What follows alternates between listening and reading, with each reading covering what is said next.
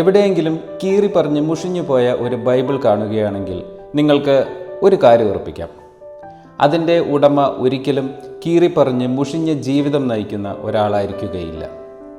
നിരന്തരം വചനം വായിക്കുക, വചനം ഹൃദയത്തിൽ സൂക്ഷിക്കുക.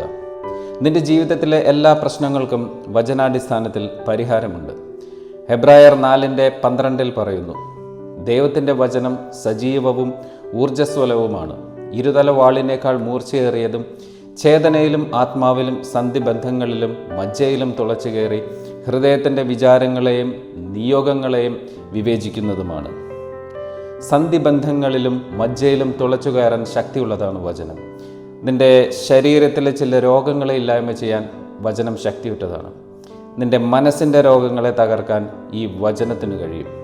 നിൻ്റെ ആത്മാവിൻ്റെ ബന്ധനങ്ങളെ അഴിപ്പാൻ ഈ വചനത്തിന് കഴിയും. ദൈവവുമായി ഒരു അകൽച്ച തോന്നുമ്പോൾ, പ്രാർത്ഥിക്കാൻ പറ്റാതെ വരുമ്പോൾ ഓർത്തുകൊള്ളുക, പിശാചൻ നിൻ്റെ ആത്മാവിനെ ബന്ധിച്ചു തുടങ്ങിയിരിക്കുന്നു.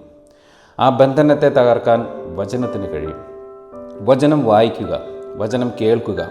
ഒരു സംഭവം കേട്ടിട്ടുണ്ട്. ഒരു വിശ്വാസിയായ അമ്മാമ്മ കുറേ മാസങ്ങളായി കണ്ണട തപ്പി നടന്നു. അവസാനം വീട് വൃത്തിയാക്കുന്നതിനിടയിൽ കണ്ണട ബൈബിളിൻ്റെ അകത്തു നിന്ന് കിട്ടി. അങ്ങനെയാകരുത്. ഷോക്കേസിൽ ബൈബിൾ വയ്ക്കുന്നവരാകാതെ അതെടുത്ത് ഉപയോഗിക്കുന്നവരാകട്ടെ. So read BIBLE, basic instructions before leaving earth. ദൈവം നിങ്ങളെ അനുഗ്രഹിക്കട്ടെ.